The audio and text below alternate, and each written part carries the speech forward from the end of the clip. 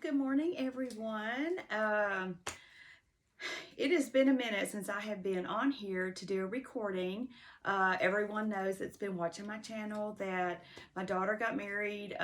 Friday will be 2 weeks ago, so it's literally still it's just been, it hasn't been that long. Right after Ronna's wedding, we went into Thanksgiving, and so Friday night was the night, November 19th, and it was beautiful. It was absolutely so beautiful, and it was a lot of work, y'all. I literally slept for like off and on for 2 days afterwards. I was so tired. I would sit down and I just napped, and but my brother was here actually the day after the wedding, and so that day we went over and visited with him. So I guess I didn't really nap that day. I did go to bed like super early, probably 6 o'clock that night. And then on Sunday, I just laid around and just was so exhausted. But it was all worth it. And I shared with y'all probably a couple months before the wedding that I wanted to share with y'all some supernatural things that happened with Ronna and Hunter, and how, God is just so amazing. And I shared the story many months ago. And y'all can go back and watch it if you didn't. It was probably one of the third or fourth or fifth. It was one of the early videos that I did, and I shared about the dream about before I met my husband, and how the Lord, I had a dream that woke up my whole house. And in this dream, I'm in the sports car with this man. I could not see his face. And in my dream, I knew he was my husband. And we drove up to this castle, and how when we drove up to this castle, I thought in the dream, as a young girl, I thought we were on our honeymoon, because we stopped at this castle, and I never did see his face. That was just the odd thing. So I always called him my dream man growing up my whole life. But anyway, so in my dream, we pulled up to this castle, and we get out of the car, and my husband in the dream opens the trunk, and we pull out suitcases, and we walk up to the door. This blonde-headed woman answers the door, and we walk up the staircase. And then on the top floor, we walk into this bedroom, and it's got a 4-poster bed, and we put our suitcases in there. And in my dream, I knew we were there for a week. I don't know how I knew that, but I did. And that's just kind of how dreams are. And in this dream, when it was either 16 or 17, when I woke up, I was praying in the spirit, and I woke up my entire household. And as I woke up, just screaming in prayer, like literally so loud, screaming and crying, I woke up, and I saw my mother and my sister standing around my bed. And I excitedly told them my dream. Well, it was so real. It was like it really happened. And so anyway, it would be about 10 years from the time I had that dream until I moved to Mississippi and met my husband, and everything played out just like my dream.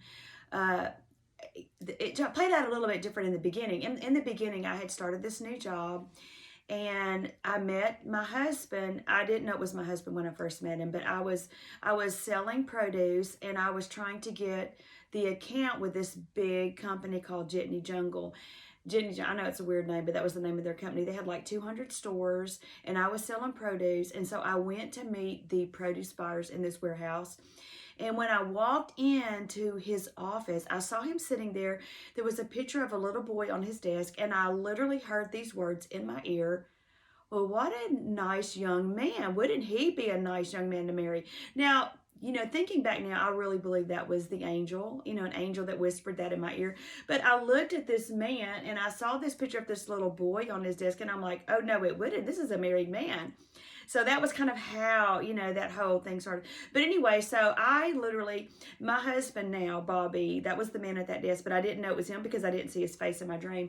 But anyway, from the time, we met, he went ahead and was going to give me a chance to sell them some produce. So I actually sold produce to him, but he kept trying to go out with me on a date. And I was like, no, I don't mix business with pleasure. I was a divorced woman with a little girl that had turned 4 on the day we moved to Mississippi. And I was not about to do anything that would, upset the apple cart of my job and, my pay, because, you can't mix business and pleasure most of the times, because it ends up in bad. And I was like, I have a daughter to support. So anyway, now I'm going to fast forward. That was kind of this, that was a short version of that story. There's a much longer version if you want to hear all the details. But anyway, so here's Ronna and Hunter dating. You know, well, they're just dating. There's, you know, they're kind of talking about marriage a few months ago. And so, you know, and they were talking about, you know, how people dream when they're dating. It wasn't, and Ronna has always shied away from marriage and commitment, you know, because it wasn't the right one. So she was always like, I am happy with my life. My daughter's 28 years old. And, you know, she had no desire to, you know, put down any stakes at this point, you know. So she, you know, coming out of many different relationships, well, she was never one that just dated a lot, like far as like, she would date guys, but it would never be as like commitment or anything like that. She had a couple boyfriends that she really liked, but, you know, nothing serious. And so with Hunter, she started getting serious. And so they started kind of like, you know, teasing at the idea of marriage and things like that. And, you know, I could see that she really liked him, you know, and he really liked her. And it was so funny because she, you know, she shared this with me, and I'll share this on the video because it's just hilarious to me. The first time he told her he loved her, she said, thank you, you know, and I just think that's hilarious, you know, is, you know, thank you. But she was like, she's not one that would ever just like, you know, she just wanted to know that she knew. So anyway, out of the blue one day, a few months ago, this is where it gets very supernatural. Her and Hunter are kind of, you know, talking marriage a little bit, and they're kind of looking at houses and dreaming like young couples do. And one day, I'm up, I'm awake, it's about 7 o'clock in the morning, and I get a text from Ronna, and she sends me this picture of this house, and she says, Mom, in the text, she says, Mom, is this the castle house? And I looked down and I was like, I wasn't sure, you know, because it was just like a little link to something. And I looked down and I went to the link and I was like, oh yeah. I said, yeah. I said, that's the castle house that I dreamed about, because we actually went to that house. And another crazy thing about it is the company I work for, I'm a real estate agent. The company I work for actually listed that house a few months ago. And I mean, it's like a $1.4 million house, because this castle was taken brick by brick from England and rebuilt over here many years ago. And so before I moved here, so it's probably 30, 40 years ago, maybe 50, I don't even know, many years ago. Anyway, so my company is listing it, which I thought that was supernatural enough, you know. So anyway, what had happened though that day is Hunter, just being a goofball, had sent her a link to that house and said, hey, let's just buy this house and move to Jackson. Ronna was freaking out because she had been raised, hearing the story all those years about the castle house of my dreams and how I met her dad. And so for Hunter to send her that house and said, hey, let's just buy this house and move here. He was being funny because it was a $1.4 million house, you know, but it was a joke. But the joke was kind of like not really a joke. It was kind of like how the Lord gets involved in our everyday life supernaturally. And Ronna at this point, then she's freaking out. And so when, you know, her and Hunter get back together, she was like, Hunter, this is not funny. This is the house that my mother dreamed about. And so, you know, he doesn't really know the story, but the truth was I had already shared the story on my YouTube channel that the Lord told me to start in September last year, to share my dreams and videos, you know, to leave them with my kids and grandchildren. So what she did, she didn't even have to try to convince him. All she had to do was go to the story on my YouTube channel, and they listened to the story of how I met Ronna's dad. So this story even gets even better.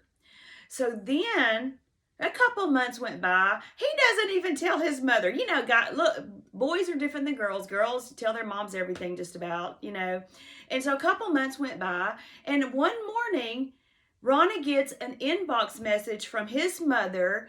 She sends it to Hunter and to Ronna, and she said, hey, this house just come across my feed. One of her friends had shared this house because she was kin to the person who owned it.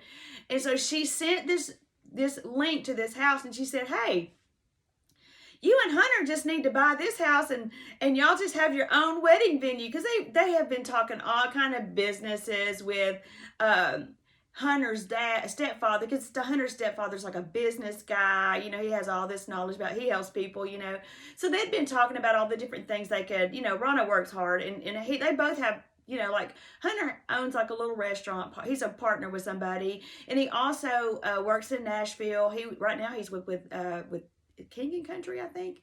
Anyway, he travels with different bands and stuff, and he's been in Nashville for like 10 years, but he just recently relocated to Jackson. But he still travels and he still works, in that whole setting. And so, they're both very business minded kids. That's what I'm trying to say. And so anyway, they'd been looking at different other business opportunities to do.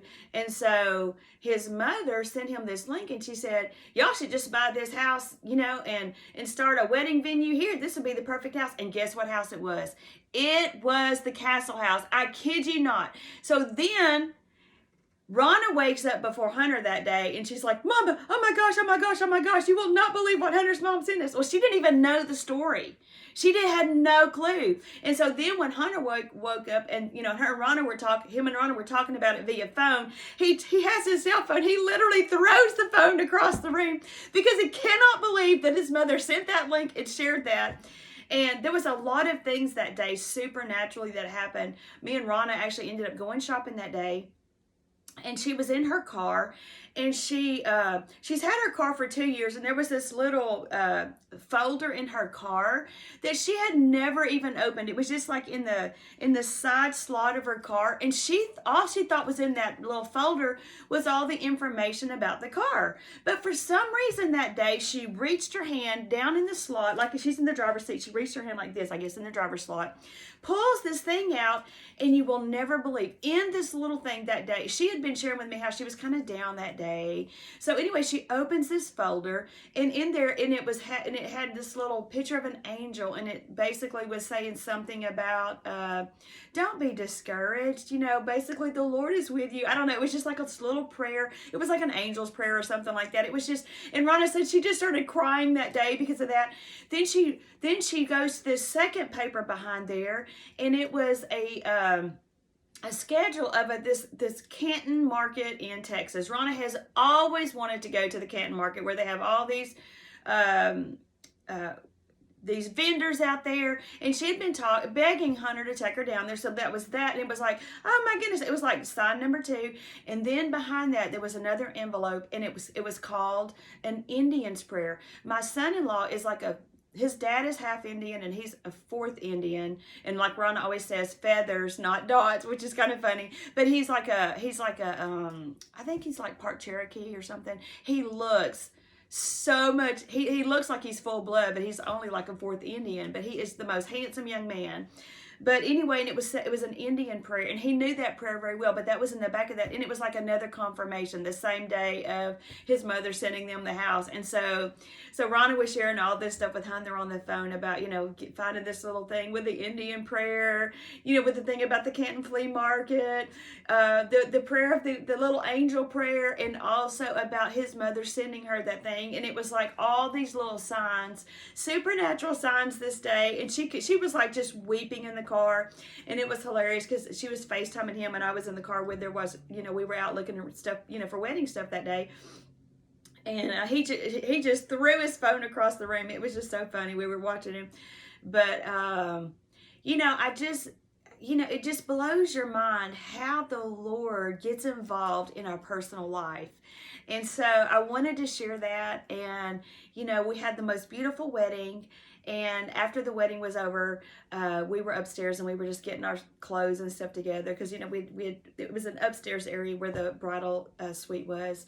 And when we were up there, the owners of the whole event place that we were at it was called the Raymond Venue in Raymond, Mississippi. And they told us that wedding was the most beautiful wedding that they had ever had there, ever in all of their weddings, that it was the most beautifully decorated, that it was like they had the most amazing experience with our people, and, at Ronna's wedding, we had one of the things that Ron and Hunter wanted, they wanted everyone in the family to come up and pray for them before they announced on man and wife. And so our pastor, not only did he invite the family, but he invited all their friends up. And so there was this huge group of friends and family that gathered around Ronna and Hunter and prayed for them. And it was just, the people at the event place, they were just blown away by the beauty of the Lord. And at the end of Ronna's table, we had like 6 tables set in the middle of the whole venue, where just the family and the wedding party was sitting. And at the very head of the table, she had shared with me for years that she wanted to do this. She had a chair, and she had a Bible it had like white roses and then a red rose laid on top of the white roses, and a setting where Jesus was the head of the table. She wanted him to have a place, and it was so beautiful, y'all. It was just, there was so much joy. And it was kind of funny when Ronna and her dad did a father-daughter dance. They did this really sweet song, and at the end they kind of broke out like a break dance thing. It was so cute. I didn't expect that. I had no idea they were going to do that, but we also surprised them too. And we did, my 2 sisters and my brother, we did a surprise funny dance. If you're friends with me on Facebook, you can see it. I shared that on Facebook, and it was funny. Our family is we just have always done dances and stuff. Sometimes we were kids, we were little Pentecostal kids, and so even though we had a TV, my mother didn't let us watch it too much, so we were always entertaining each other, playing church or doing dances and dramas. And so it's just something that we've always done, and it's just fun, and we had the best time. And I'm thankful it's over, though. Praise God it's over. But I wanted to share y'all the spiritual part of that, and I have dreams to share, so I'm going to be sharing those. I feel like I've had more dreams, but I was so exhausted over this last month that literally I have just never been this tired in my life. I never want to do another wedding is all I want to say. But I'm going to share a few of my dreams that I had over the last month that I haven't got to share with y'all, and I'm going to try to make it really quick. And anyway, so just wanted to share that part with y'all, though. So on 10/29/21, I saw an African American pastor, and I saw that he was about to get exposed for sexual sin. That was October 29th, 2021. Also that same night, I heard these words, and it was face to faith. Not face to face. At first, when I heard the words, I thought it was face to face, like you're looking at somebody. But then I said face to, kind of woke up and I said face to face, and it was like, no, face to faith. And so I feel like what God is showing me in this season is He wants our eyes to be fixed on faith. Not looking at things as though they are, but as how things can be. Like to set our face to faith and to believe that no matter what things look like, that our faith is in God. Just like Abraham. I was reminded of Abraham this morning when I was, thinking about this, face to faith.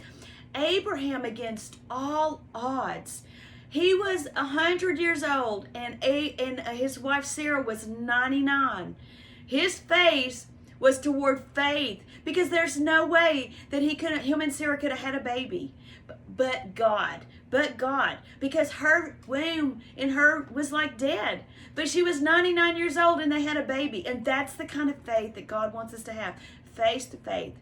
Have your face set and fixed on faith. Okay? So on October 31st, I heard these words. This was so amazing.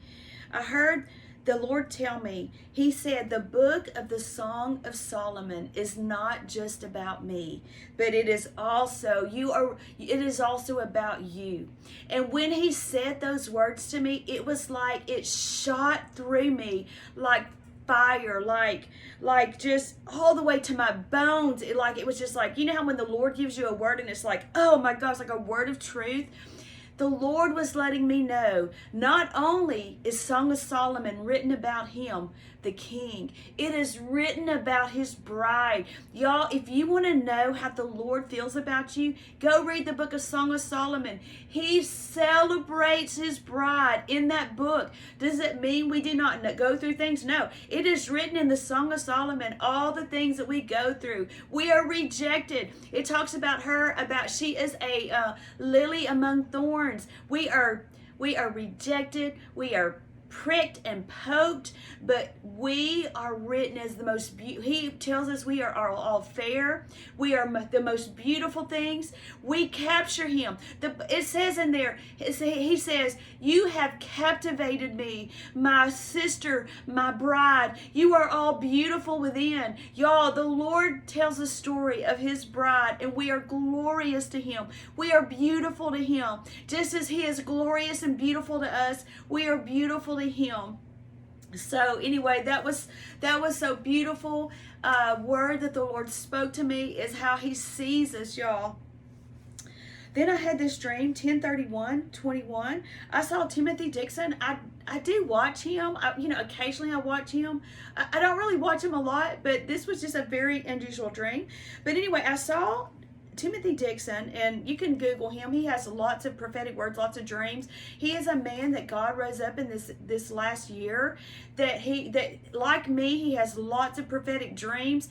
I believe he's a true man of God. He's a simple man. He reminds me of my family. We are very simple people. I believe that we are supposed to be childlike in God's kingdom. It doesn't mean that you don't have truth revealed in revelation knowledge. I might not have all the education of most scholars, and there's nothing wrong with that. I wish I did, and I love ministers that have all that they're schooled. But let me tell you, you can have all the education in the world, but if you don't have revelation, you have nothing. We need the revelation of God. And the Bible said it is the foolishness of preaching that brings men to repentance. So it's not, yes, education is wonderful. I'm not dishing that at all. I love it. But we need the truth, and it's God's truth revealed, and God can reveal. My grandpa was a church planter. He planted 4 churches. He had the education of a third grader because his dad died, and as a little 9-year-old child, he had to support his family. He was one of the only boys in the family. I mean, he had other brothers too, but they all worked in the cotton field. I think he may have had 1 or 2 brothers and some sisters, but they literally had to support their mama as a little 9-year-old. And he was a man of God, and he may not have got everything right, but he truly, was a man of God.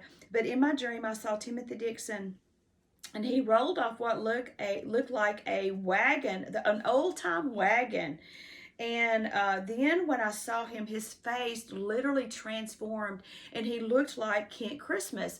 Well, I have noticed that him and Kent Christmas have been hanging out some, and I felt like what God was showing me is they are like a Jonathan and David. Like God has given them a soul bond like Jonathan and David. Like they are knit like a Jonathan and David. So I feel like that's like they are very similar ministers, prophetic. I don't know, I feel like God has just joined them together.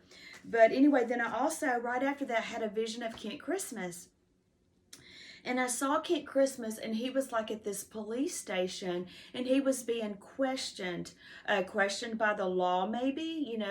Police kind of represents the law. I don't know if this is going to be like a real, like something's going to happen where he will be questioned by real policemen, or if this represents like maybe legalistic Christians coming against him, because when I think about policemen, I think of law and legalism.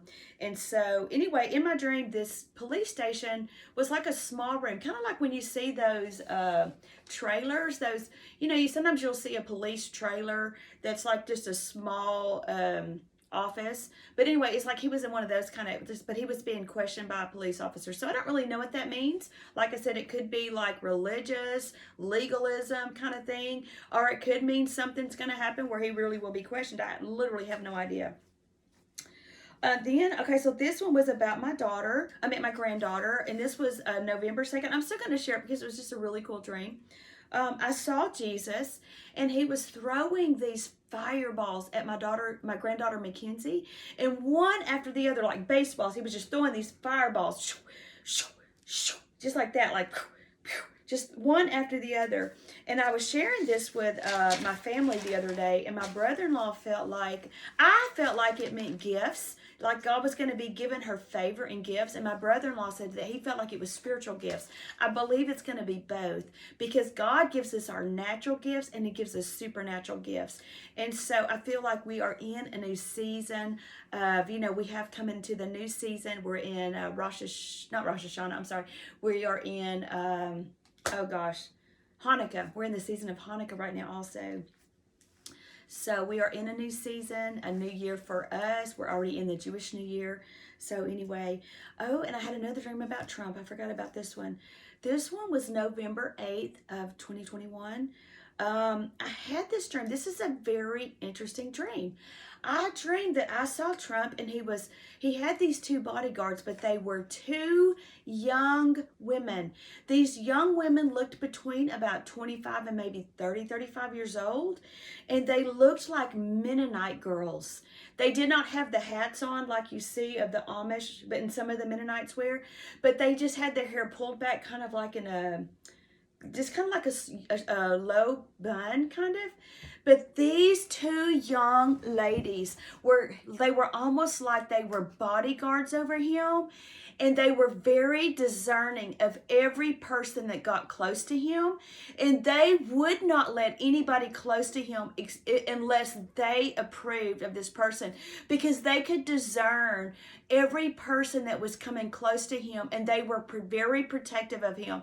And it could even be that these two young girls even represented angels. I'm not sure, but I saw them, and they look like very godly women, and it maybe even represents the church and the prayers of the church. I'm not sure.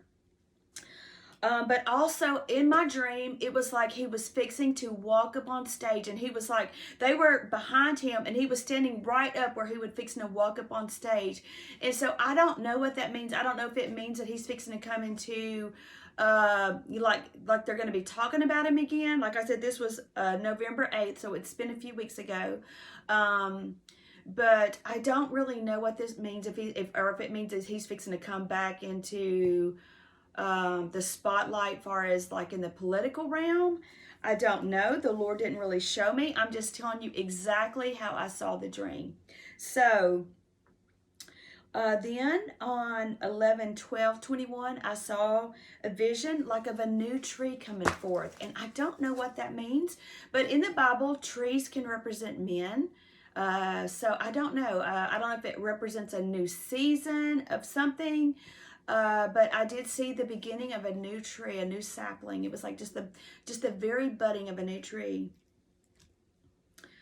This is strange. I don't even know if I should share this or not, because I just heard the words, and I don't really know what it means, but I'll just go ahead and tell it. But y'all just, like, it was strange to me too. So I heard these words, 11/21/21.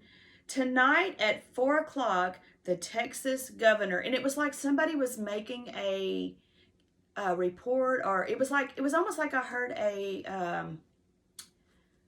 like a media person, a news person saying, tonight at 4 o'clock, the Texas governor, and then he stopped. And like I didn't hear the rest of the announcement. Like there was an announcement being made about the Texas governor. Like the Texas governor was going to be making an announcement at 4 o'clock in the afternoon. But I don't know what the announcement was, but it was like it was just telling me a time frame, and it was about the Texas governor. So I don't know what that means. Like it was a big announcement of some kind that we like he was making an announcement. I don't know what. So anyway, I'm putting that out there. I know it's kind of odd. 11/21/21, I also saw a sign. I just saw a sign, and it said, Mom, coming soon. So I don't know, is someone in our family going to be having a baby? Well, I don't know if this was just before or just after one of my little nieces actually did announce that they were going to be having a baby, but I think it was after. So I think I might have already knew that. But I don't know, maybe somebody else in our family or just somebody I know. And then on 11/27, I had this dream. I saw all these girls, all age girls, And we were all outside, and I even saw my mother. So it was like, little girls from little bitty, like maybe 2 or 3 years old, all the way up to the grandmothers. And we were all in a circle, and we were all about to do a Jewish dance. So, when I was thinking about that today, it was reminded me of when the children of Israel came, crossed the Red Sea, and they were delivered from the Egyptians, and Miriam, and they all got their tambourines, and they started doing this Jewish dance. So maybe some sort of celebration to come. And this is the last dream that I'm going to share. This was 11/27/21. This is very interesting. I looked around and I saw everything set up for wintertime, but instead we walked right into spring.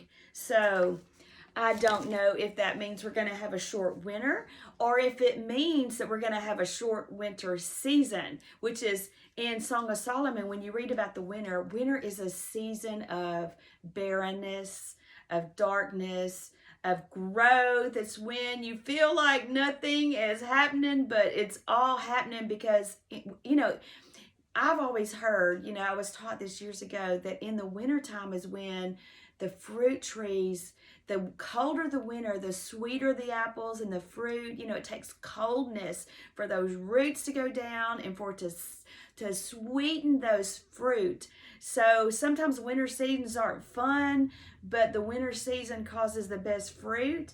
And, winter season, when you're talking about a spiritual season, it's hard to be in a winter season. You lose your leaves. You're just out there with your branches, and you feel dead, but you're just dormant. So I don't know if it represents that for a winter season, like we're not going to have a long winter season, or if it means that we're going to have a short winter, like in the natural.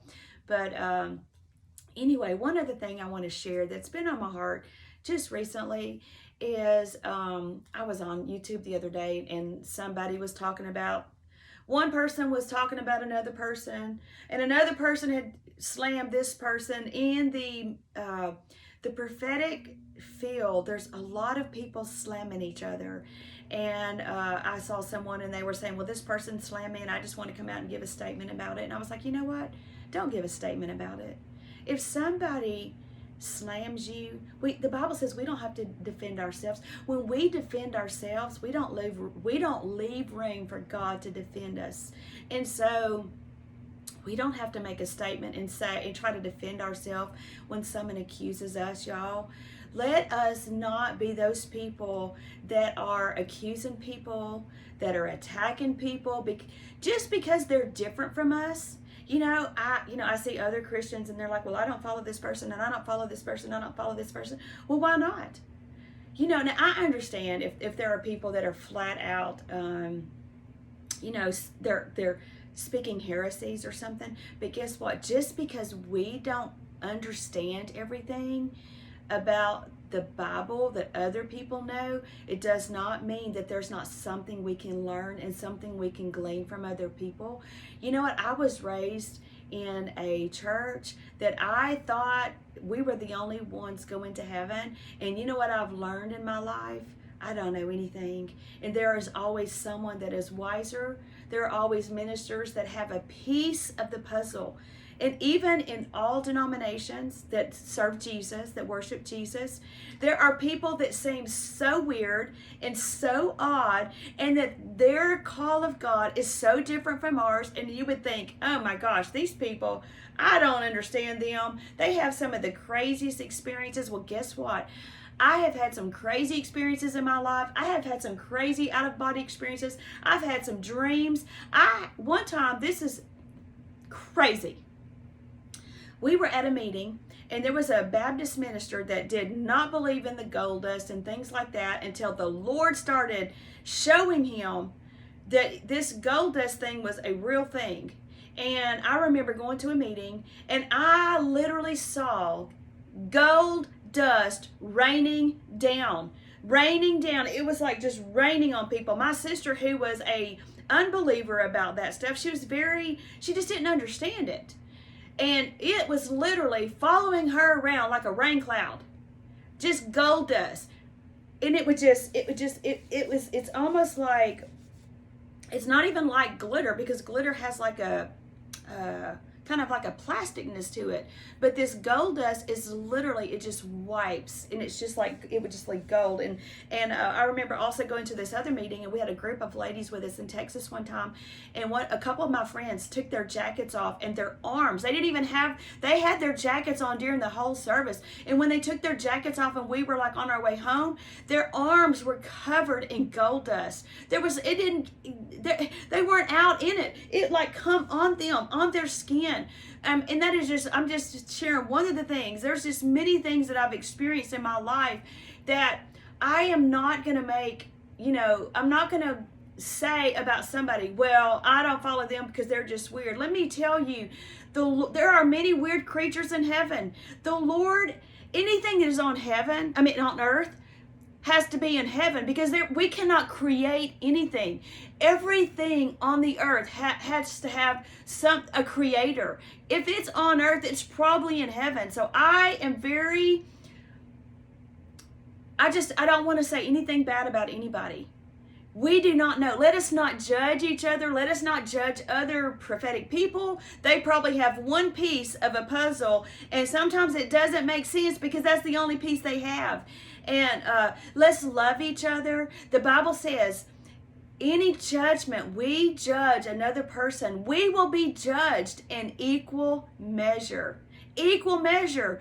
Let's not judge, y'all. Let's love each other. Let's just sit back and say, Lord, show me. I want to see if that is real. Show me. We follow Jesus. We focus on Jesus, y'all. Let's stop trying to tell everybody what to do. Let's stop telling people, you need to do this, this, and this, because you know what? The only way we're saved is grace. Anything we do, any work we do, our righteousness are filthy rags. The only thing that gives us access to Christ and to heaven is His blood, His truth, His grace. Following Him, He is the only thing. We can do nothing. We can't even live a holy life apart from Him. We are holy because we are set apart to Him. Yes, we're supposed to not. We don't want to sin. We're not trying to sin, but we love Him. But we're going to fall daily, y'all. We're going to fall. It is only by His grace that we're saved, through faith, and through His blood, through His name. He is the righteous one. We have no righteousness in us, so let's not point our fingers at any person. Let's not say, you better do this, you better do that, you better straighten up. Y'all, let's stop the games. We are just humans. God sees us as we are. He loves us. Our story, just like I said, our story is written in Song of Solomon, just like his story is. We are part of his story. And anyway, thank y'all so much for watching my videos. I love you guys. I'm sorry it's been so long since I've done one. I'm going to do another one with my sister Dina again. She's like me. She has dreams. And everybody keeps saying, please do more with Dina. I'm also going to bring my sister Teresa on. She is like an amazing woman of God, and my mother. So be looking forward to that. And we'll do one as soon as we can. I love you guys. God bless you.